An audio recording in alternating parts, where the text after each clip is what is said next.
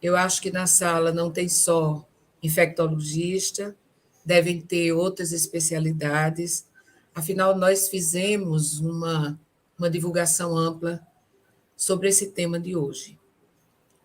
Nós vamos dar continuidade ao nosso ciclo de palestras pela Sociedade Alagoana de Infectologia.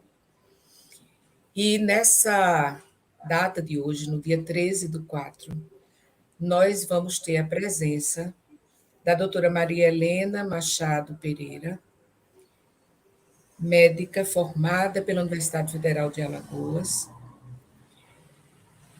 A doutora Maria Helena tem especialização em cuidados paliativos pelo Instituto Paliar, Buenos Aires, medicina paliativa pela Associação Médica Brasileira, extensão em bioética clínica pelo Instituto Paliar, geriatra pela Faculdade de Medicina de Jundiaí, sócia fundadora de um grupo de assistência em São Paulo, o grupo Palivida, coordenadora técnica do grupo Respect, Fundação de Cuidados Paliativos, e trabalha hoje em Arapiraca, numa área em que é extremamente necessária, que é gestão da qualidade e segurança do paciente em Arapiraca. Obrigada por ter aceito o nosso convite, Maria Helena. E a palavra é sua. Você pode começar a apresentação. Boa noite, Raquel. Boa noite a todos. Obrigada mais uma vez pelo convite. É muito gratificante voltar, ao Estado e poder colaborar, com a divulgação e com a multiplicação de conhecimentos nessa área, que a gente sabe que é tão desafiadora na nossa prática clínica e em que a gente precisa ainda quebrar uma série de paradigmas, na sua apresentação, realmente, assim, só para justificar um pouco, eu atuo com cuidados paliativos desde 2012, em hospitais gerais em São Paulo, e principalmente na área não oncológica, onde justamente eu vejo que é um grande desafio, uma grande dificuldade, inclusive, de reconhecimento, porque o cuidado paliativo, ele nasceu, o berço dele foi na área oncológica, mas a gente reconhece que os pacientes que mais têm benefício, de fato, são aqueles portadores das doenças não oncológicas, principalmente as doenças crônicas. A gente costuma dizer que a maioria dos pacientes que se beneficiam de uma abordagem paliativa, eles estão por aí, estão aqui fora, estão trabalhando, eles estão nas suas vidas, e não necessariamente num leito de hospital, num momento de finitude, Esses sim são mais fáceis da gente identificar, até porque eles se apresentam para a gente já numa condição muito avançada. Então, eu vou trazer para você... Helena, eu queria ver se você aumentava um pouquinho seu som. O meu som, com certeza. Tá? Aqui, certo. Eu vou sair da tela e vou deixar você compartilhando sua apresentação. Tá. Obrigada mais uma vez. Eu que agradeço. Então, vamos lá. Eu vou... Se o som não estiver muito bom, vocês me avisam, mas eu vou falar um pouco mais alto. Acho que acredito que todos devam estar vendo o meu slide, Bom, então, para falar um pouquinho sobre cuidado paliativo, eu trouxe, já que o convite veio da Sociedade Alagoana, nada mais justo do que também a gente fazer uma abordagem nas doenças, no contexto das doenças infecciosas, que eu acredito que deva até causar um certo espanto, Nossa, mas o que a gente vai trazer de cuidados paliativos na infectologia, visto que a maioria das doenças infecciosas são curáveis, Então, essa foto que vocês veem aí ao lado é justamente um símbolo do que significa, de fato, a filosofia do cuidado paliativo, que é proteção. O cuidado paliativo, ele deriva do termo pallium, que significa um manto. Você colocar um manto de proteção sobre o paciente e sobre sua família, tá?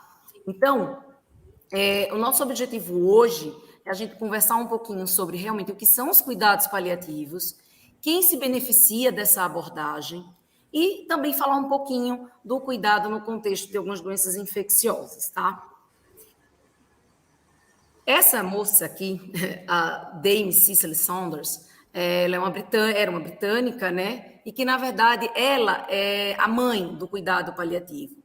Foi ela que fundou o movimento hospice moderno, né, lá na década de 50.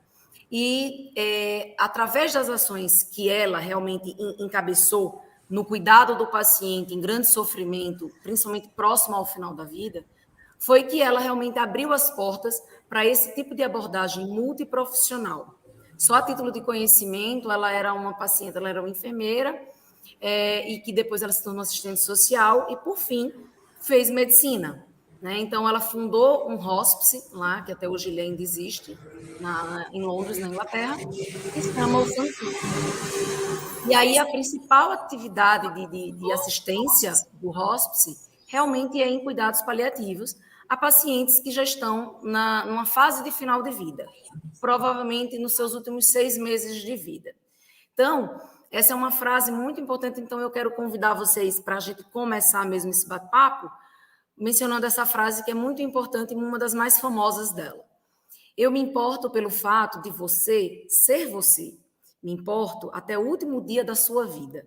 E faremos tudo o que estiver ao nosso alcance, não somente para ajudar você a morrer em paz, mas também para você viver até o dia da sua morte.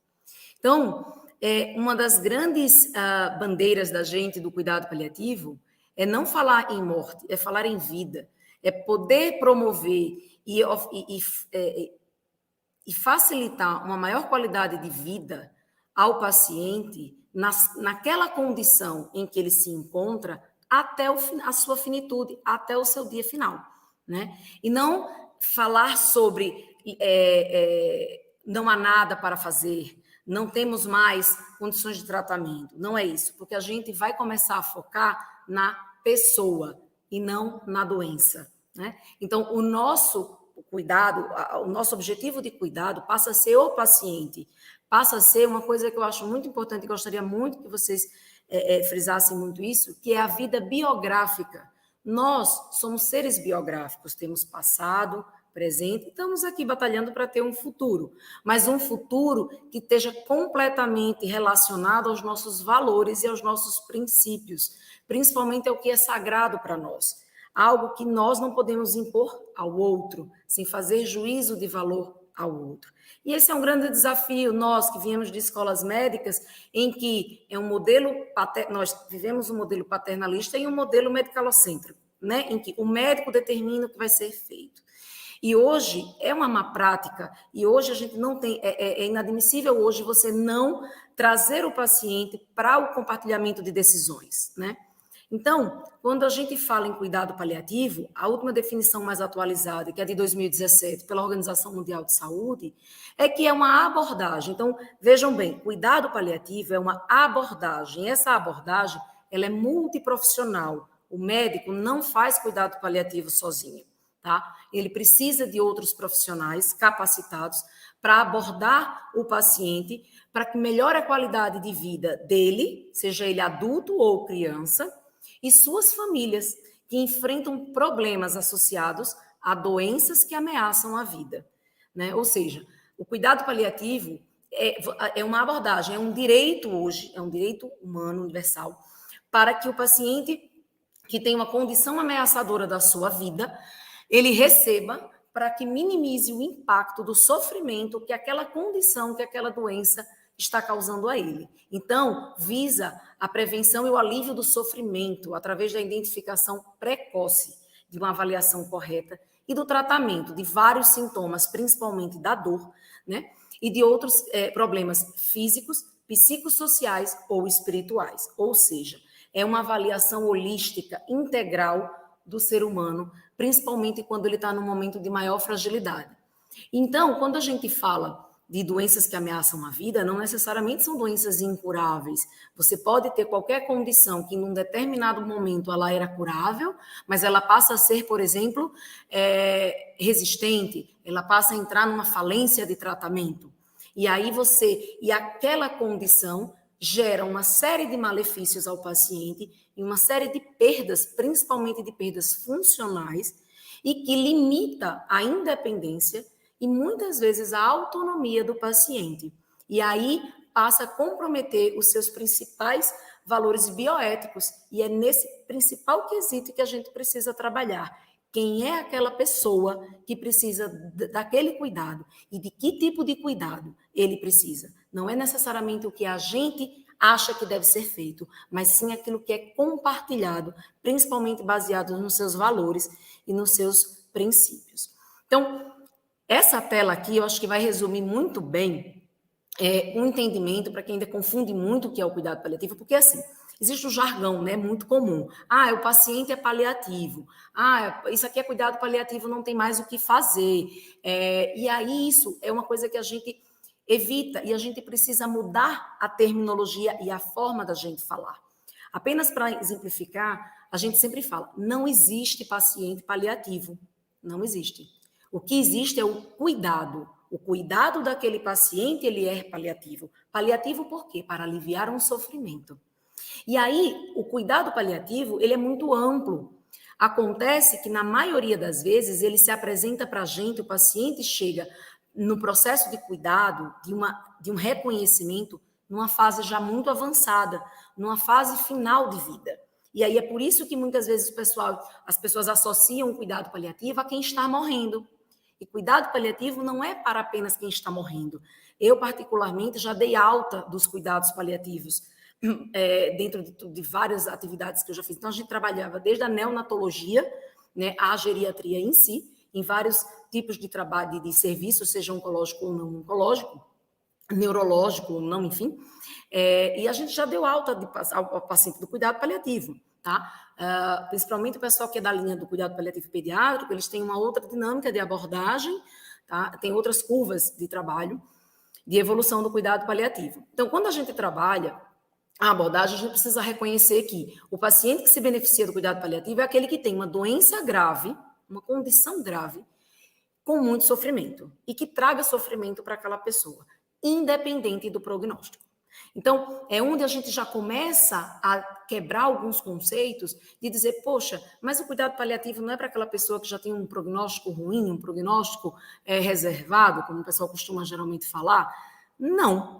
Ele significa que é uma doença grave que está causando intenso sofrimento, principalmente em 4 dimensões do ser humano, que é na sua dimensão física, social, psicológica e espiritual, né? Então, quando o paciente tem um sofrimento nessas 4 dimensões, a gente fala que o paciente tem uma dor total, tá?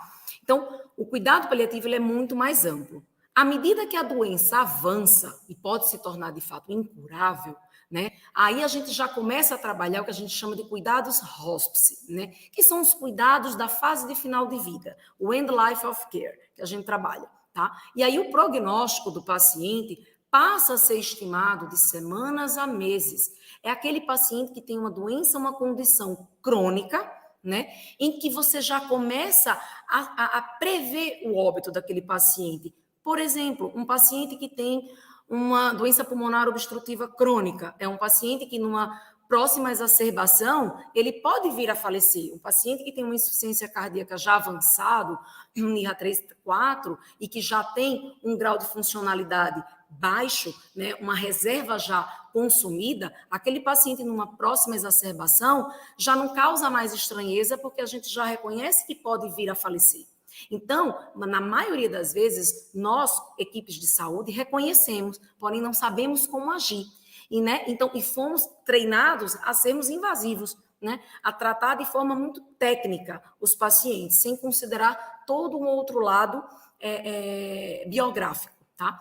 Então, os cuidados hospices é quando você já identifica semanas a meses. E aí vem a questão do processo ativo de morte, onde passa o prognóstico a ser visto em horas a dias. É quando, de fato, a morte começou a acontecer. O processo de morte, ela é inevitável e é irreversível, ela vai acontecer em questão de horas. E tudo isso é muito difícil, principalmente nessa fase de final de vida, porque uma dificuldade que a gente tem médico é de prognosticar. Prognosticar é muito difícil porque tem muitas variáveis, né, envolvidas, desde apenas a fase da doença, mas também aquelas condições que são inerentes ao paciente, ao ambiente que você está, aos recursos que você tem, uma série de coisas. Tá? Então, assim, isso tudo é o cuidado paliativo. E aí a gente pode se perguntar, mas como que eu vou oferecer cuidado paliativo? Né? E aí, eu apresento para vocês esse gráfico, né, que esse, na verdade, é o atual, é o modelo integrado de cuidados curativos e cuidados paliativos, tá? Então, assim, quando que você identifica que o paciente pode receber cuidados paliativos? Idealmente, hoje, que a própria Organização Mundial da Saúde, inclusive no Código de Ética Médica, na resolução no 1805, tá? Ele fala lá, então o paciente merece receber cuidado paliativo desde o seu diagnóstico, ou seja, diagnóstico de uma doença grave, tá, ameaçadora da sua vida. E se você for olhar aqui nesse gráfico, muitas vezes o paciente ele é diagnosticado ainda com muito tratamento modificador de doença. E esse tratamento modificador de doença pode ser curativo, pode ser prolongador da vida, ou já pode ser até com intenção paliativa. E à medida que o tempo avança, a doença ela avança. E toda doença tem a sua história natural, né? Então a gente precisa conhecer a história natural da doença para poder ir acompanhando e já ir acompanhando o paciente e permitindo que ele entenda e reconheça as etapas para que a gente já se antecipe nos planejamentos de cuidado.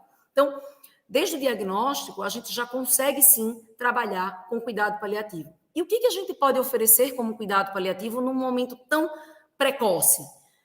O que eu acredito que é o que de maior direito que nós temos, que é a informação.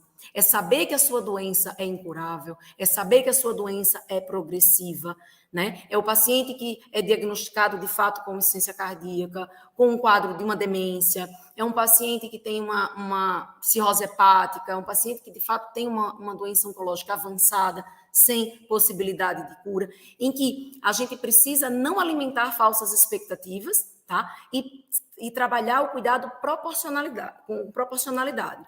Então, à medida que o tempo passa, o adoecimento ele vai realmente se estabelecendo, e aí você vai tendo menos oportunidade e menos tratamento modificador de doença e mais chance de cuidados paliativos, mais necessidade de cuidado paliativo. E na maioria das vezes, os pacientes se apresentam para a gente já numa fase muito avançada, em que quase você já não tem mais tratamento modificador, né? Então, e principalmente dentro do nosso sistema de saúde, em que é um sistema que violenta tanto a população, em que muitas vezes o paciente já não tem nem acesso, seja ele na saúde privada ou até mesmo na saúde pública, muitas vezes o paciente, quando chega lá na frente, ele já chega com um diagnóstico de uma doença avançada, e aí, não, mas a gente tem que tratar, a gente tem que fazer as coisas, e às vezes o paciente já não se beneficia mais daquele tratamento, porque aquele tratamento ele vai ser muito mais maléfico do que o mal a se combater. Então, quando a gente trabalha o cuidado paliativo, a gente precisa trabalhar toda essa perspectiva, até que, de fato, vai chegar o momento da morte, tá? E aí, quando o paciente morre, o cuidado paliativo ele não acaba ali, porque a gente trabalha com a família e os cuidadores. Então, a gente cuida do enlutado também. Inclusive, antes da morte, a equipe de cuidado paliativo, ela tem ferramentas para tentar identificar um paciente, um familiar que possa ter um luto complicado, com risco de adoecimento no luto mesmo, tá? Então, é um tratamento, é um cuidado, uma abordagem muito mais ampla e muito mais integral. Então, esse é o modelo integrado do cuidado curativo e cuidado paliativo. Vejam agora, percebam que esse aqui, ó, que na verdade é o que muita gente ainda tem como entendimento de cuidado paliativo, é esse modelo antigo. Esse modelo antigo que já está muito ultrapassado. Então, quem ainda entende cuidado paliativo nesse modelo aqui, de fato, precisa avançar na atualização. Porque o cuidado paliativo hoje é um direito, é um dever nosso, médico, oferecer cuidado paliativo. Porque o cuidado paliativo é o cuidar de quem está sofrendo. E nada mais é do que uma boa prática clínica, tá? Então, antigamente era isso, o paciente era diagnosticado, começava o tratamento curativo, o paciente chegava num momento em que não tinha mais chance de cura, aí interrompia, vai para o cuidado paliativo. E nesse momento, justamente por muito estigma e por muito conceito equivocado, os próprios pacientes, às vezes, eles entendem isso como desassistência, né? E aí isso é um grande tabu, é um grande medo. Não, se eu for para o paliativo, primeiro, é uma sentença de morte, o que não é verdade. Segundo, eu vou ser colocado ali de escanteio, no cantinho, né? E isso realmente é visto como desassistência, né? Então, aquele paciente que no momento mais frágil de sua vida, principalmente próximo da sua finitude, onde ele requer uma série de abordagens multidimensionais, ele está ali sofrendo a míngua, né? Então, esse modelo é antigo e hoje ele já é atualizado para esse modelo aqui. Então, só para vocês verem a comparação dos modelos, tá? Se a gente fizer um comparativo aqui, colocando no gráfico, a gente vai ver que, se você trabalhar aqui, ó, pensando numa fase muito inicial de abordagem, é aquele paciente que tem uma condição complexa, um paciente que tem uma doença crônica ainda de longo prazo. Então, eu gosto muito de citar as doenças realmente da nossa prática clínica, que é o que a gente vê, o paciente renal crônico, o paciente DPOC, o paciente com cirrose hepática, o paciente o idoso com síndrome de fragilidade, né, o paciente com doenças neurológicas, doenças cardíacas, né, e paciente com HIV, né, que a gente está trabalhando aqui. Então, tem vários pacientes que a gente precisa trabalhar a cronicidade dele, para que vai chegar um momento em que a doença vai avançar, e essa doença está aqui, ó, nesse gráfico ele se pontua mais ou menos nesse momento, e automaticamente complicações vão vir, né? Necessidade de outro arsenal terapêutico também vai ser, né, vai ser importante, e isso pode acabar implicando em mais sintomas e mais sofrimento ao paciente, né? Até que chega, de fato, até a condição terminal. Então, uma coisa que a gente fala é, o paciente, ele não é terminal. A gente tem que trocar essas palavras. O paciente está em terminalidade, o paciente tem doença X em estágio avançado, tá? Então, para a gente não falar, não rotular os pacientes nem como paciente paliativo e nem como paciente terminal, tá? Então, isso daqui os gráficos dos cuidados paliativos. Então, o cuidado paliativo, ele é uma filosofia em que a gente não se baseia em protocolo, a gente se baseia em princípios. Então, esses princípios, o que eles falam? Que a gente precisa promover o alívio da dor. Tem estudos que mostram que, independente da doença ser oncológica ou não oncológica, mais de 75% dos pacientes sentem dor na fase final de vida. E de outros sintomas desagradáveis, dispneia, náuseas e vômitos, constipação, delírio, tá? Prurido, afirma a vida e considera a morte como um processo normal da vida, tá? Então, assim, a medicina, muitas vezes, a gente sabe, eu falo muito isso quando dou as minhas aulas, a medicina, ela sabe como causar o mal, né? E a gente precisa aprender a reconhecer, né, os limites, né? A reconhecer os limites e que a morte não é um fracasso. A morte, quando ela acontece ao paciente, não é um fracasso técnico, não é um fracasso da pessoa, do especialista. Ela vai acontecer, né, independente do cuidado. Tá? O que a gente precisa é ver como ela vai se dar, né, para que ela seja da forma mais leve e mais tolerável possível. Né? O cuidado paliativo, ele não acelera e nem adia a morte. Tá? Integra os aspectos psicológicos e espirituais no cuidado e oferece um sistema de suporte. Para quê? Para que o paciente viva tão ativamente quanto possível até o momento da morte. A gente sabe que, principalmente quando os pacientes estão em doença avançada, eles têm muitos sintomas em que muitas vezes falam, a dor é normal no câncer, né? O paciente é normal ficar inchado, é normal. Não é normal, é esperado. Mas o que a gente consegue fazer para que minimize esses sintomas, para que o paciente permaneça o mais ativo possível, né? Para que ele consiga garantir a sua independência, nem que seja para que ele faça as suas reparações de final de vida. Então, isso é muito importante para o ser humano, é o famoso e se.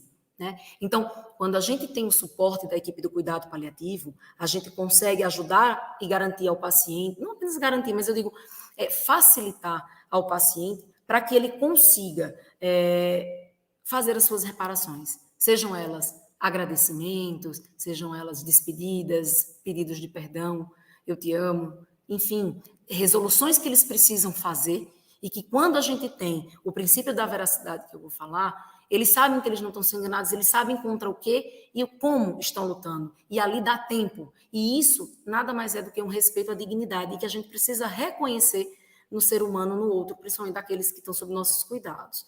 Então, a gente precisa oferecer um sistema de suporte para auxiliar os familiares, né, durante a doença, no enfrentamento. É muito comum a gente geralmente fazer assim, principalmente no ambiente hospitalar. Minha expertise é muito em ambiente hospitalar. E diz assim, o paciente, a família não está entendendo nada. A família está difícil. A família está em sofrimento. E na grande maioria das vezes, nós, como equipes, tornamos as famílias difíceis e tornamos as famílias chatas, entre aspas.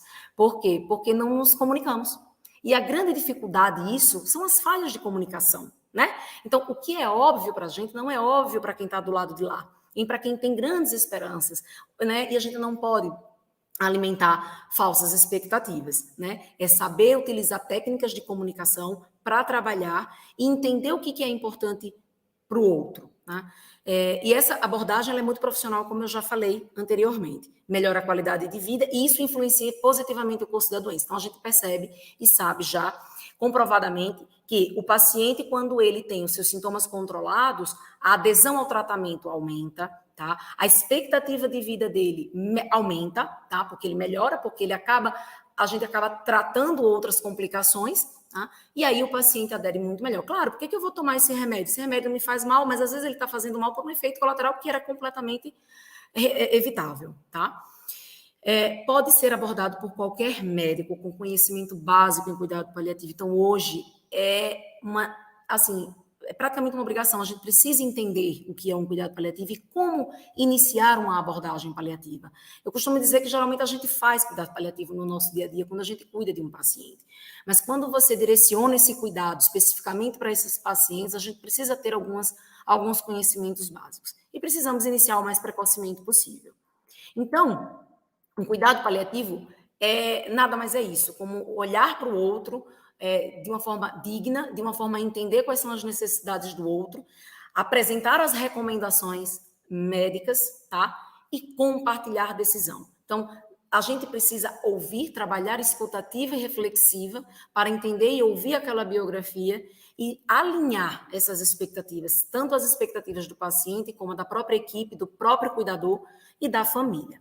Então, quem precisa de cuidado paliativo? A gente tem uma ferramenta de avaliação, que é o SPICT-BR, é uma ferramenta que está validada desde 2016, tá? E ele é um guia para identificar quem são as pessoas que estão com risco de deterioração e que estão morrendo, né? E a gente vai avaliar esse grupo de pessoas. Então, como é que nós, independente da especialidade, independente da formação em saúde, como que a gente pode, né, procurar? A gente procura indicadores gerais de piora da saúde.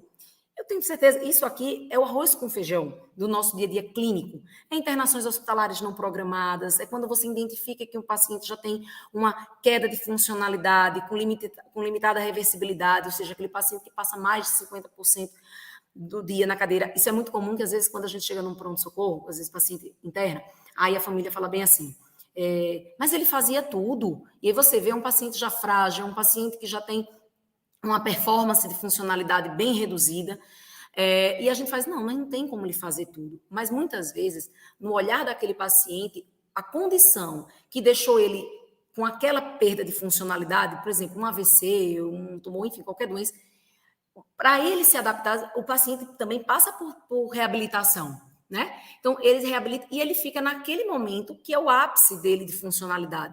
E para a família que se acostumou e se adaptou, para aquilo já é um ganho. Então, ele fazia tudo. Para a gente que está vendo ali, fez, não, ele não faz tudo. Para isso, a gente precisa entender todo esse contexto, né? Dependente de outros para cuidados pessoais devido aos problemas físicos ou de saúde mental, perda de peso significativa nos últimos 3 a 6 meses. Então, isso aí pode inferir tanto uma doença infecciosa avançada, uma doença oncológica avançada, sintomas persistentes, apesar do tratamento utilizado das condições de base. Então, aquele paciente que já está com todo o arsenal terapêutico para uma insuficiência cardíaca avançada, com todo o tratamento para uma DPOC, para cirrose, e mesmo assim os sintomas são persistentes, são refratários, tá? Ou a própria pessoa, a família, solicita cuidados paliativos, interrupção ou limitação do tratamento, pensando no foco de qualidade de vida. E aí a gente parte para o segundo momento, para uma outra parte da ferramenta SPICT, que é para a gente procurar indicadores clínicos realmente nas condições avançadas. Câncer, demência ou fragilidade, doença neurológica, doença respiratória, renal, hepática, tá? Então, são condições que quando a gente lê, a gente identifica que são pacientes que já têm condições avançadas de doença, tá? E que a gente já precisa parar e avaliar e fazer uma proporcionalidade terapêutica, o que cabe e o que não cabe, o que é recomendado e o que não é recomendado. Não é um momento, uma dificuldade que a gente tem muito no cuidado paliativo, é quando as famílias, muitas vezes, ou o próprio paciente diz assim, eu não quero que isso seja feito, por exemplo, eu não quero que entube, ou eu quero que o paciente seja entubado, eu quero isso, como se fosse um cardápio. Então, a gente não oferta um cardápio. A senhora quer que entube o seu pai? A senhora quer que entube... Aí a pessoa, por que muitas vezes eles falam aquilo? Porque o leigo, ele entende aquele recurso como o melhor cuidado. Imagine agora na pandemia, onde muita gente nem sabia o que era uma UTI e simplesmente se deparou vendo muita gente sendo entubado, morrendo. Então, a quantidade de pessoas que chegaram nas UTIs, que se apresentaram pedindo para não ser entubada, com medo de morrer, foi enorme. Né? E nesse momento a gente sabia que mesmo que ele tivesse autonomia, dentro daquela condição, com plena reserva funcional, de algo completamente tratável, né? No momento tratável, a gente não conseguiria validar. Né? É diferente de uma condição crônica, avançada, em que a gente já tem um prognóstico de fato já praticamente conhecido. Então, isso tudo precisa ser avaliado de acordo com outras condições, e aí, dentro desse todo, a gente tem que revisar o cuidado atual e começar a planejar o cuidado para o futuro. Sabe aquela coisa, eu tive uma vez uma paciente que tinha uma cirrose hepática por hepatite C, e aí ela sempre ia no ambulatório e o médico dizia, tá estável.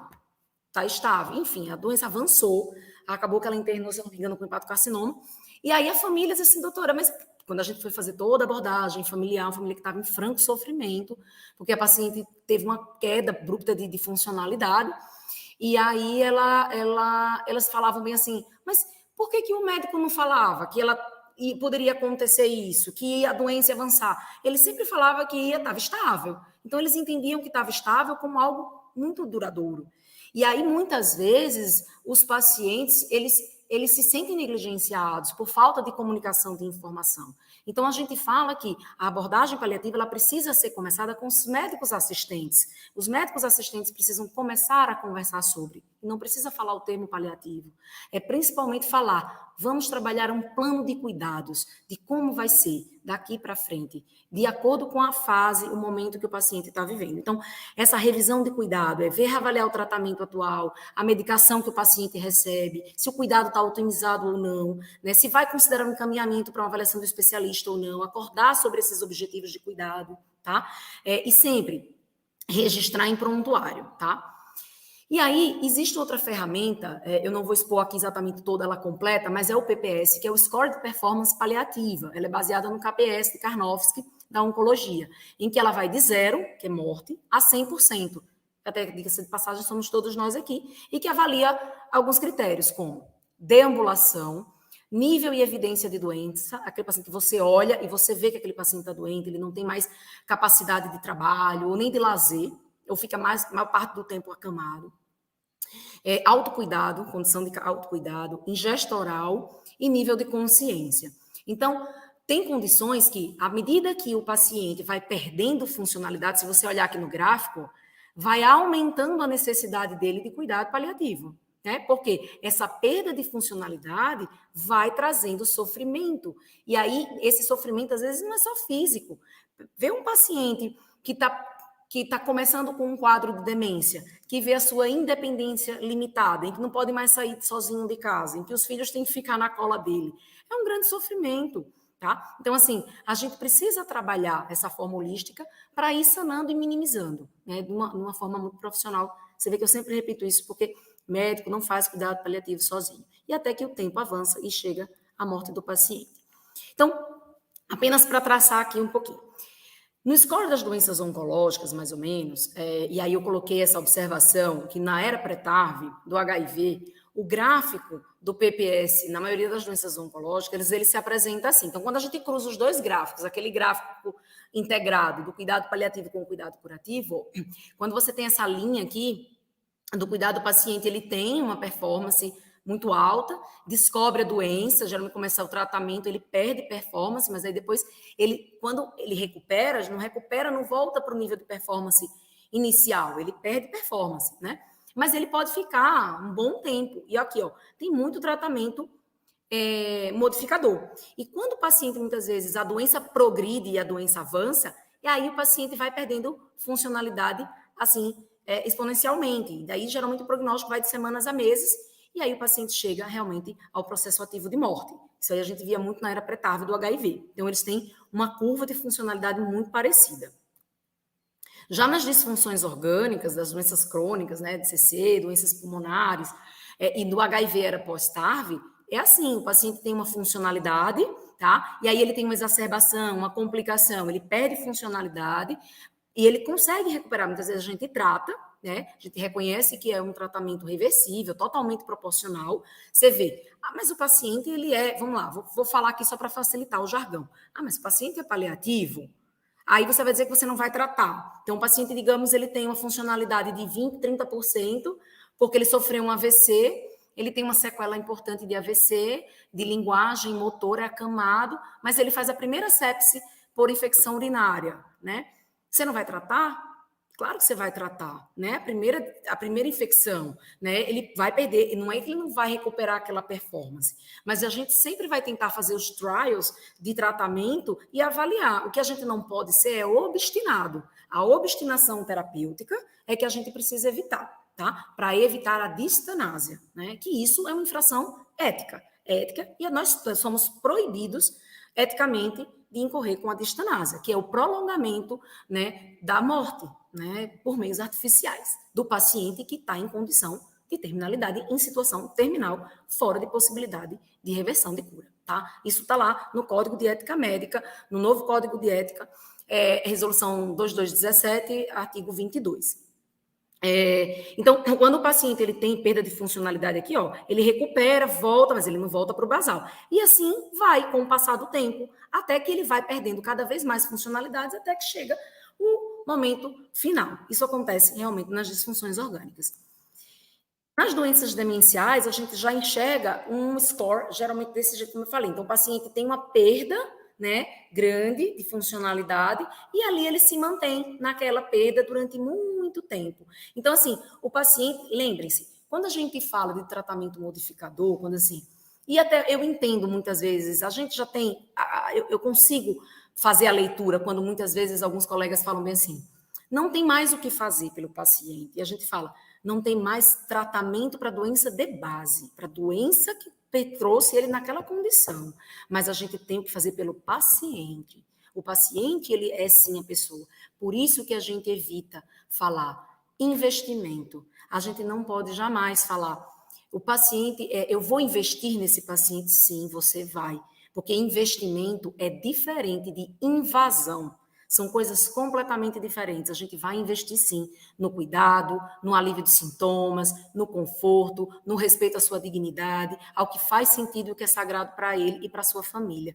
Então, assim, e dentro do que a gente tem de possibilidades terapêuticas, né, e de recursos de conforto. Então, assim, esse investimento que a gente fala, isso é muito pesado. A gente investe em outros lugares, né, valores, outras coisas. No paciente, a gente investe também, mas nesse contexto. Então, investir é totalmente diferente de invadir. Então, um paciente que vem com uma performance muito baixa, e aí ele tem pneumonias por broncoaspiração repetidas, né?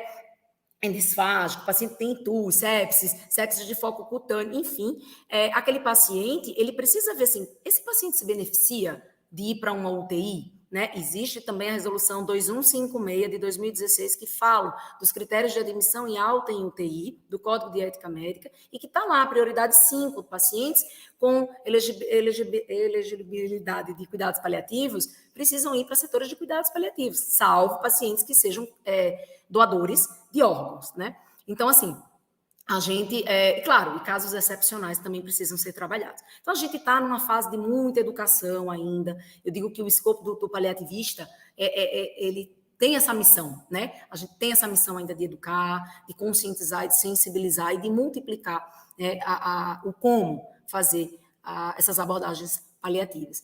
Então, nessas condições, o paciente que tem condição grave ameaçadora da vida, com um sofrimento multidimensional, é realmente quem precisa do cuidado paliativo. E se você ainda tem um pouco de dúvida, se você disser assim, meu Deus, eu não sei se é, se não é, se faça essa pergunta que a gente chama de pergunta surpresa. A gente faz também, às vezes, com os familiares. Você se surpreenderia se esse paciente falecesse nos próximos 12 meses? Se a sua pergunta for, não, eu não me surpreenderia, ele tem indicação de cuidados paliativos, tá? Se você disser sim, eu me surpreenderia, aí você vai avaliar, porque aquele paciente muitas vezes está com o médico, né, ou até o familiar, e está com uma alta expectativa, vendo que o paciente realmente já tem uma condição muito avançada. E aí, às vezes, a dificuldade não é paliar o paciente, é paliar a família e a equipe. E eu arrisco dizer, dentro de muitos anos de prática, o mais difícil é paliar os colegas, paliar as equipes médicas e as equipes assistentes, são os mais difíceis. E aí eu trago apenas só umas ponderações éticas em que a gente trabalha dentro do cuidado paliativo, que é o princípio da veracidade, a gente precisa trabalhar com a verdade, não é esconder, tá? Os pacientes se sentem traídos e a maioria deles, a esmagadora maioria, querem e pedem para participar do seu planejamento de cuidados. Então, isso possibilita a participação ativa do paciente, tá? Então, nós temos como médicos a obrigação, sim, de esclarecer o doente ou familiar, o seu representante de cuidados de saúde, as modalidades terapêuticas, né? Os benefícios, os malefícios, tá? Para que a gente evite o cerco do silêncio, né? Que é aquela coisa, não vamos falar a respeito disso, vamos passando. E aí, quando a gente se vê numa situação, o caso já está avançado, e como assim? Eu não sabia o que estava acontecendo. E principalmente o princípio da proporcionalidade terapêutica. A gente tem uma obrigação moral, quando a gente for implementar essas medidas, ter uma relação adequada. Qual é o benefício de você reanimar um paciente que tem uma doença cardíaca avançada, uma fração de ejeção de 25% de 20%, que está fora de transplante? Né? Qual é o objetivo que você vai indicar uma hemodiálise para um paciente que já tem uma caquexia, que já está acamado, né, ou que tem perda de funcionalidade importante, uma idade muito avançada. Lembre-se que nós não estamos falando aqui de idade, para a gente evitar o etarismo, tá? Que é justamente um preconceito contra a idade, não é a idade, tá? Então, eu já tive a oportunidade de ser chamada pela unidade, pela UTI neonatal, com um dia de nascido do paciente, do bebê, tá? Até pacientes com 100 anos, que até, tanto no pronto-socorro, como dentro da UTI, enfim, em qualquer lugar. Então, a gente precisa entender a condição ameaçadora da vida daquele paciente, tá?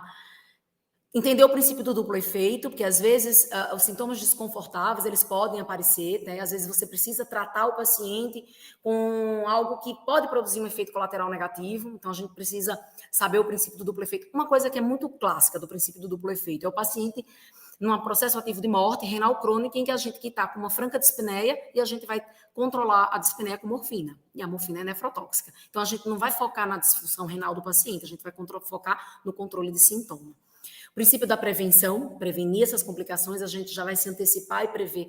Se a gente sabe que um paciente com obstrução intestinal maligna, né, ele tem uma sobrevida aí de mais ou menos 90 dias, por que você vai prescrever uma parenteral para aquele paciente? É proscrito, você não vai indicar. Tá?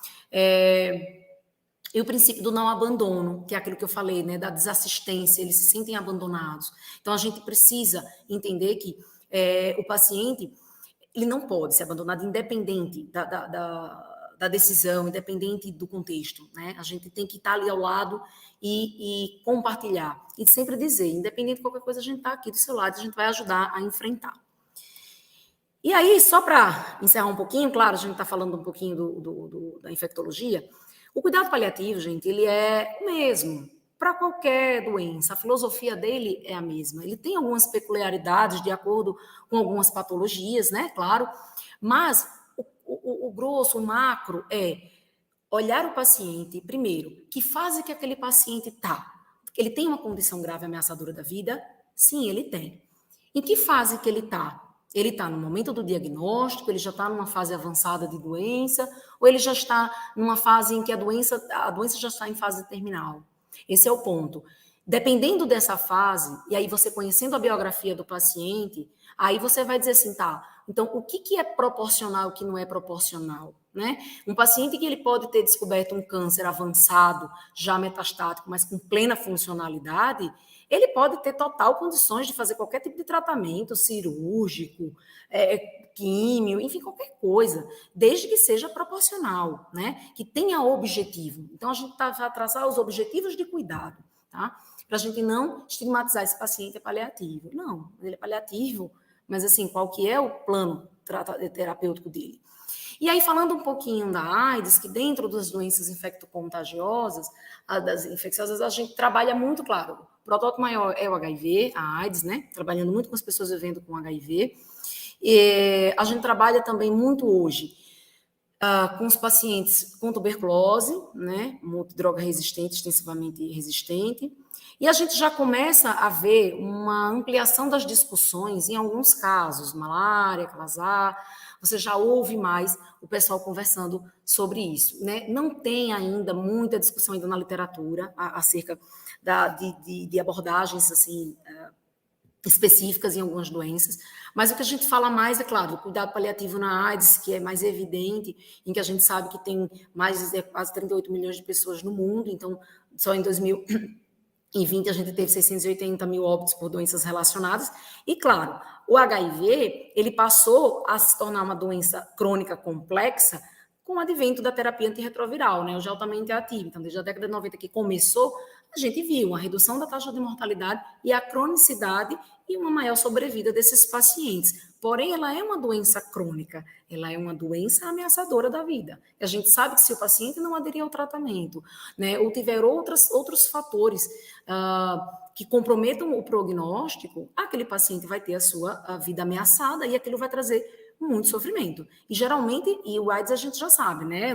Você sabe absolutamente melhor, que tem todos os estigmas em torno da doença, ainda tem. Então, a gente sabe que a mortalidade ela aumenta com o tempo de infecção e o prognóstico do paciente depende de um modelo complexo, desde as doenças, as infecções oportunistas, as próprias doenças não definidoras de AIDS, as neoplasias não definidoras, o estado funcional do paciente, a contagem de linfócito TCD4 e carga viral. Então, a cronificação e o surgimento de complicações, elas vão favorecendo o prognóstico, a identificação desse prognóstico, e nesse tempo de abordagem de cuidado, lembrem lá do gráfico, é importante que esse paciente receba cuidado paliativo, para que todo aquele sofrimento, às vezes ele não é físico, mas ele é existencial, ele é psicológico, ele é social. E aí a gente precisa trabalhar, porque esse sofrimento ele se amplifica na fase final de vida, né? Então, a gente sabe que tem uma maior incidência e menor sobrevida, né, em neoplasias, tá? Depende também do acesso à TARV, a gente sabe que uma grande parte da população assim, a gente sabe que tem um acesso, mas às vezes a adesão é ruim, tem a resistência viral, e a gente sabe que a ocorrência de sintomas físicos e psicológicos, elas são semelhantes aos pacientes com câncer, né? Então, são pacientes que sofrem com muitos sintomas físicos, tá? Então, eu não sei se todos vocês, muitos conhecem, a gente não usa tanto assim na prática, é uma coisa mais específica, mas está na literatura, então eu quis só trazer para vocês que tem o VAX Index, que são critérios específicos para tentar estimar o prognóstico de 6 meses, né, e elegibilidade de cuidados paliativos em pessoas vivendo com HIV. Porque, assim, uma coisa que a gente vê, que prognosticar em HIV é difícil, por quê? Porque é uma terapia eficaz, né? Porque tem controle, né? Você consegue controlar. E aí o que a gente vê muito é uma população, às vezes jovem, em que abre o quadro e diagnostica com uma doença avançada, com uma doença definidora de AIDS, e que aquilo causa geralmente um grande sofrimento, porque muitas vezes eles morrem em ambiente hospitalar, sem possibilidade de tratamento e com uma morte inevitável, né? Então, assim, a gente pode trabalhar os critérios de performance de status diminuída, que é o Karnofsky, mesma coisa do PPS, tá? E quando o paciente já tem os linfócitos CD4 menor que 25 ou carga viral persistentemente acima, tá? Com mais um desses seguintes, né? Não vou ler aqui tudo, mas linfoma, linfoma sistêmico, sarcoma de Kaposi, demência avançada pelo HIV, ou outros fatores não relacionados ao HIV, que isso expressa doença avançada, né? Ou seja, é a falência do órgão vital. Uso abusivo de drogas ilícitas ou a própria idade acima de 60 anos com a fragilidade evidente, síndrome de fragilidade evidente, tá? Ou mesmo uma ausência de resposta ou resistência à terapia antirretroviral. É quando a gente precisa identificar e entender que esse paciente está entrando com falência ao tratamento, né? E aí, sem juízo de valor. Às vezes a gente faz muito juízo de valor, né? Porque fez, porque não fez, tal. Natural, a gente tem um papel de educação em saúde, mas o que não nos cabe, a gente não julga, né? Então, a gente apoia e a gente acolhe o sofrimento do paciente. Então, assim, são critérios que existem para a gente tentar ajudar. Então, o cuidado paliativo, ele pode ser, sim, apresentado e oferecido dentro de um plano terapêutico ampliado do paciente, né?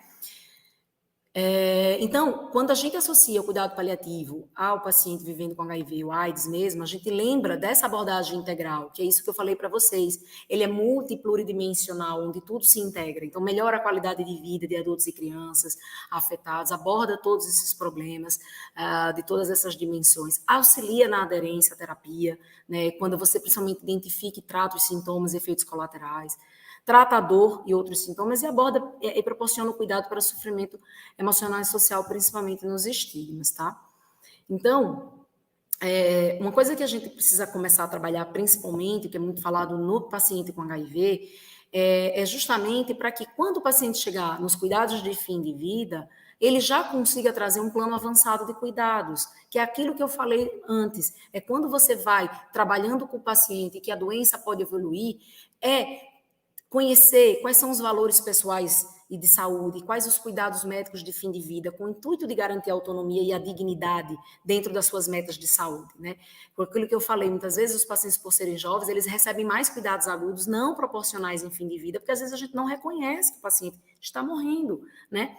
E uma coisa que é muito comum, né, que a gente vê, isso eu estendo a várias outras condições de saúde, é que a gente evita delegar decisões a familiares afastados, principalmente nesse contexto de HIV, né? Por quê? Porque muitas vezes tem vínculos rompidos, né? E esses vínculos rompidos, a gente sabe que destroem, né, famílias, relações. E aí, muitas vezes o paciente ele está ali sozinho, ele tem mais um apoio em amigos, em outras redes de apoio, e aquela família às vezes chega e impõe um valor e uma crença sobre o valor do outro, e isso desrespeita a dignidade do outro. E o que a gente precisa é preservar a dignidade, né? Então, por isso que é importante a gente fortalecer a construção do que a gente chama das diretivas antecipadas de vontade, tá? É a construção que são o conjunto de decisões, o conjunto de cuidados que você deseja ter quando você não puder mais expressar a sua vontade. Resolução 995 de 2012 do Código de Ética Médica, tá? Então, já tem, desde 2006, no Código de Ética Médica, já se fala de cuidado paliativo. Tá? Então, só para trazer um pouquinho aqui, um pincelado do cuidado paliativo e tuberculose, a OMS, em 2010, expertos em cuidados paliativos em tratamentos de tuberculose multidroga resistentes, né, e extensivamente resistente, se uniram e emitiram uma declaração de cuidados paliativos nesses pacientes, né, para tentar realmente garantir esse acesso a promover e divulgar, né, o acesso do cuidado paliativo a esses pacientes, que a gente sabe que tem uma baixa taxa de sucesso, né, de tratamento, tá? E aí é engraçado que ele até fortalece aquela estratégia do Stop TB, né, que ela até é bem ousada para 2035, para reduzir bastante, não apenas a incidência, como chegar até a erradicar a tuberculose no mundo, mas, enfim, é um compromisso em que eles precisam aprender e trabalhar em conjunto para fortalecer nas medidas de prevenção e tratamento e que o cuidado paliativo se integre ao manejo terapêutico do paciente com tuberculose multidroga resistente, tá? E apenas para reforçar aqui, para finalizar, a gente usa de antibióticos em cuidados paliativos, né? Eu sempre costumo dizer que o paciente, quando ele está em abordagem paliativa, numa fase final de vida, ele vai morrer ou por sepse, ou por uremia, né? Uma citose metabólica, ou por um TEP. Geralmente ele vai morrer disso. Na maioria das vezes ele vai morrer por uma sepse. Só que a gente não vai chegar até o final para saber, né? Se a gente consegue antecipar e planejar. Então, o que acontece? É muito comum a gente ver pacientes já nas horas, dias finais da sua vida, recebendo antibióticos e muitas vezes antibióticos de amplo espectro. Então, uma coisa que a gente tem percebido muito é que tem aumentado as infecções e aumentado o número de micro-organismos multiresistentes em pacientes sob cuidados paliativos, tá? E uma coisa que eu digo aqui, que deixo como recomendação e que recomendo e sugiro que vocês, nas suas unidades, nos hospitais que vocês trabalhem, conversem com a CH, ou com os médicos assistentes, para elaborar um plano de cuidado, né? Para que a gente consiga saber até onde a gente vai com o uso, para não usar indiscriminadamente. Porque existem limitações do uso de antimicrobianos em pacientes e cuidados paliativos, mas a gente precisa lembrar da proporcionalidade terapêutica. Se é proporcional o tratamento daquele processo infeccioso, porque ali vai melhorar sintoma, porque ela é potencialmente irreversível, né, daquela condição. Lembrem-se, é tratar causas tratáveis, não é tratar doença de base. Mas se a gente sabe que era um paciente que tem uma patologia já avançada, mas ele desenvolve uma infecção, que aquilo está trazendo grandes sofrimentos e sintomas, por que não tentar fazer um trial de antibiótico? Se o paciente não responde ao tratamento, aí a gente vai discutindo a obstinação, né? A gente vai traçando até onde a gente vai, né? E não simplesmente escalonando a todo custo a direito, porque tem que escalonar, não é assim. E aí lembrar que tem uma forte consideração, que é muito comum às vezes a gente usar antibióticos para o controle de sintomas, no tratamento de infecções, não necessariamente para tratar a infecção, principalmente que é muito próximo do final de vida. Então, às vezes o paciente tem uma hipersecreção de via aérea, uma broncorreia, e a gente faz, às vezes você faz antibiótico de baixo espectro e o paciente melhora, tá? E a gente sabe que o uso do próprio antimicrobiano, ele não afeta significativamente a sobrevida dos pacientes, né? E isso precisa ser entendido, porque às vezes assim, mas o paciente vai vir a falecer. Sim, sabe por quê? Porque muitas vezes a gente não reconhece que aquela infecção é o evento final da vida do paciente. E o que ele mais precisa é de cuidado, e não do antibiótico em si, tá? E aí a gente precisa entender, individualizar o tratamento, né? Saber se a gente vai empregar os antimicrobianos para uma infecção suspeita ou documentada, e aí vai depender da maturidade do serviço, da maturidade dos colegas, porque a gente tem hoje uma medicina muito fragmentada, em que o paciente ele não é cuidado às vezes por um único especialista, ele é todo fragmentado, é visto por vários especialistas, e alguém precisa, eu costumo dizer que o paliativista, ele é aquele paciente que vem, e sabe, que amarra a opinião de todo mundo, ele vem, ele pega lá, às vezes o paciente, eu já tive pacientes, só para dar um exemplo aqui, eu tive um caso, há uns 4 anos atrás, de uma paciente que era renal crônica já há muitos anos, e ela, dialítica, né, e aí ela tinha uma endocardite infecciosa fúngica. E aí ela já estava já totalmente resistente a infecto, estava com a infecto, com a cardio e com a nefro.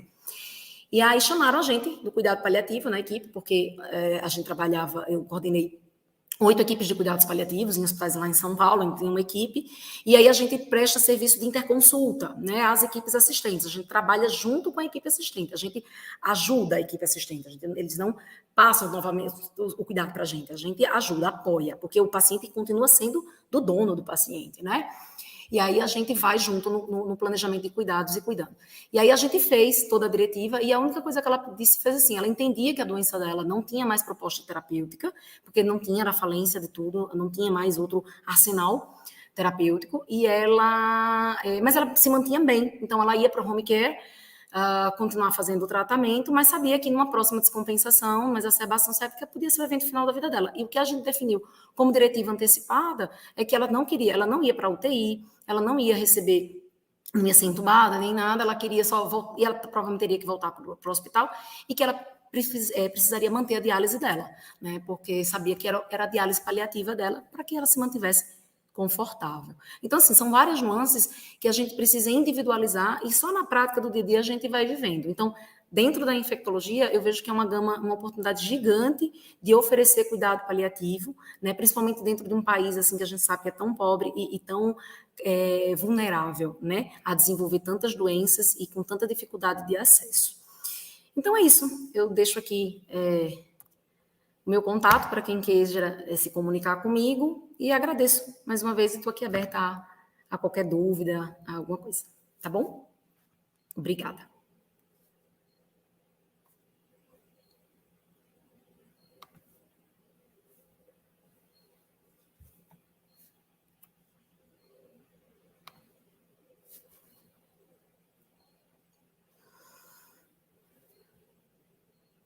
Bom, eu vou ler aqui, não sei se alguém vai entrar.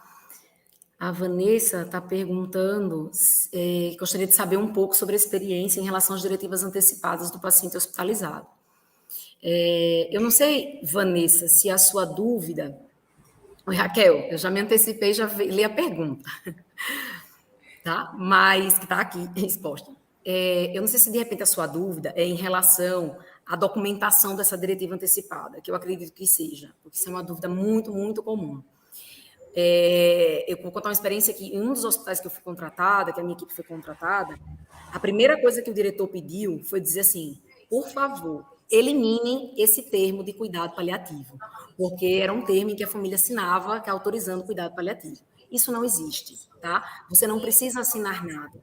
O prontuário médico é um documento de fé pública, o que está escrito lá é considerado verdade. Então, você imagina você criar um vínculo onde o paciente fala as suas diretivas e que essas diretivas elas podem ser faladas, elas podem ser escritas, elas podem ser gestuais, tá? Em que você aborda o paciente, construindo a diretiva com ele, desde que não haja uma pressão, não haja coação, e que o paciente entenda e tenha consciência, cognitivamente falando também, do que vai acontecer, né? E do prognóstico da sua doença, para que ele tenha discernimento de participar das diretivas. Então, a gente descreve em prontuário, tá? O que foi trazido para o paciente naquele contexto, e aí a gente documenta, e documenta para a família, eu falo, passa para a família, para a equipe assistente, né? E registra muito bem em prontuário. Isso aí não se preocupe, não tem. O que é importante é isso, é escrever. É não ter preguiça de escrever. Quando a gente escreve, a impressão, o compartilhamento, o que a gente fez, a discussão entre as equipes assistentes, os nossos pontos de convergência, isso não traz problema, tá? Então, assim, a medida que a gente vai fazendo, trabalhando, a gente vai tirando as dúvidas, tá bom? Então, tá me vendo? Tô sim. Olha, só temos aplausos para você. Eu estou aqui imaginando o quanto essa aula tocou a todos nós. Pela quantidade de pessoas, você deve estar vendo aí, né? Que estão Pior que não. elogiando, Sim. né? Que estão elogiando aqui no chat. E eu percebi que você procurou trazer questões muito recentes sobre AIDS, tuberculose multiresistente, sobre resistência bacteriana. E o que mais eu acho que deixou a plateia encantada é esses cuidados multidisciplinares, o envolvimento da família, o envolvimento do paciente na sua trajetória de vida, né? Exato. Durante essa fase provavelmente terminal, né? E eu queria, tá? Não é para agora, mas é uma proposta Sim. para que a gente pudesse fazer em Alagoas um curso sobre cuidados paliativos. Imagine isso de uma forma bem gerenciada, bem planejada, sem ser para infectologistas. Eu percebo que você tem muito, muito a dar por todo seu perfil, né? E eu acho que a gente poderia, não sei se aqui a gente já tem essa desenvolvida essa união de profissionais em cuidados paliativos. Eu queria muito lhe ouvir, porque eu achei que a aula de hoje, como dizem as pessoas que estão aí, foi perfeita. Ai, muito obrigada, Ulisses Raquel. está dizendo, espetacular aula, parabéns. A gente também tem a mesma impressão. Me diga agora, é possível a gente trabalhar essa situação? Eu trabalho no hospital onde a terminalidade de vida, eu acho que não é bem gerenciada. Então, vou aplaudir você sempre, por conta dessa questão de planejar, de antecipar, por conta da questão de tentar envolver o próprio paciente. Isso é muito importante. Isso. Então, era isso. As pessoas todas já disseram o quanto amaram sua aula. E o que é que você acha da proposta da gente fazer um curso? Eu agradeço e convite aceito. Convite plenamente aceito. E eu acho que a gente merece, a nossa população merece, precisa, e eu, como eu sempre falo, a gente precisa, nós fomos agraciados com uma boa formação, com essa oportunidade de conhecimento. E eu acho que a gente precisa devolver, sabe, esse benefício que a gente teve em forma de compaixão, em forma de empatia, e poder devolver para a nossa sociedade, para o nosso paciente, para os nossos colegas, a, a melhor forma de cuidado, né? Ou pelo menos algo diferente para a gente conseguir. E eu vou dizer a você, Raquel, é completamente possível. Não é difícil, basta a gente ter pessoas interessadas, pessoas dispostas a dar as mãos, e a gente fazer uma, claro, a gente depende de uma série de recursos, de organização, mas é completamente possível, completamente possível. Então, eu aceito o convite e estou completamente aqui à disposição. A Vânia vai, provavelmente, se ela concordar, e eu acho que ela concorda, e não é só na área de infectologia que a gente está precisando desvendar essas situações especiais, né?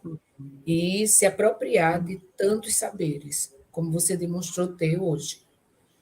Como você tem um contato maior com a Vânia, a Sim, gente vai pedir que essa proposta tome corpo a partir do momento que vocês conversarem um pouco melhor. tá E bom. nós estamos aqui para dividir as responsabilidades de ter uma situação que vai ser muito favorável para a nossa sociedade. No Exato. final, quando a gente trabalha para órgãos como a Sociedade Alagoana de Infecto, a gente está devolvendo à sociedade tudo aquilo que ela nos deu quando a gente estudou e continua estudando. Exato. E é nisso que eu acredito, realmente. E nos fortalece e dá vontade, né? Então, É verdade. a gente consegue oferecer, e o cuidado paliativo, ele permeia todos os níveis de atenção, tanto a atenção primária, a atenção secundária, a atenção terciária. Então, ela está aqui por cima, permeando todo mundo. Então, dá para a gente trabalhar, a gente precisa fortalecer a rede, né, para que esse paciente ele seja integralmente assistido.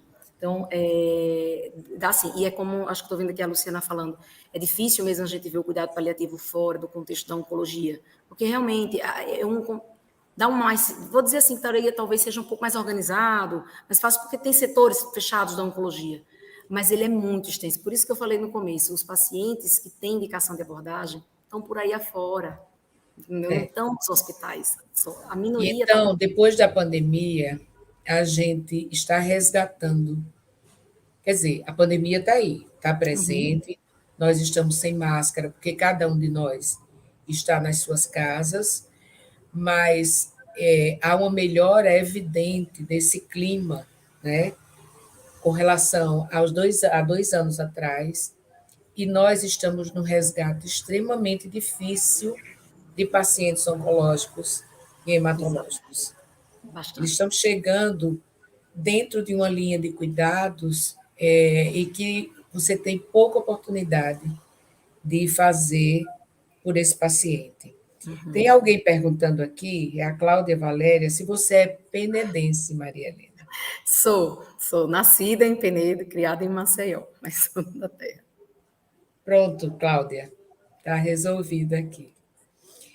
Nós queria que você, antes de a gente terminar, você sumarizasse com uma mensagem breve o que foi essa noite para você. Essa noite para mim foi além das minhas expectativas.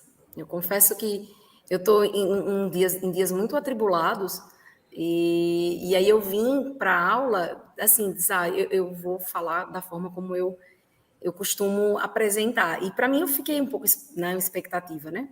Porque para a sociedade, né? Eu não sabia justamente qual a expectativa que vocês tinham, se era uma abordagem mais ampla, se era algo mais dentro, de fato, do contexto da infectologia, e que é bem desafiador.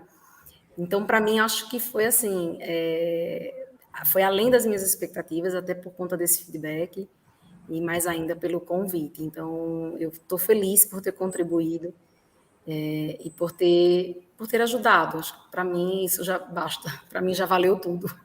Eu acho que esse é o início de uma trilha vitoriosa para vários profissionais de várias áreas aqui no estado, tá? Tá bom. Muito obrigada pela sua presença. Você foi brilhante. Você nos atraiu para novos olhares com relação aos pacientes. Muito obrigada. Eu que Aí na agradeço. tela você vê quantas pessoas estão agradecidas a você.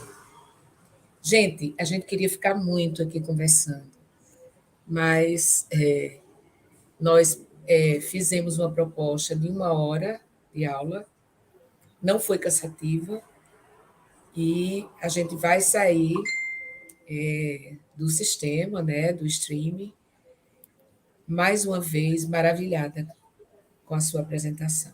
Muito obrigada, Mariana. Obrigada, Raquel. Boa noite a Boa todos. noite. Obrigada.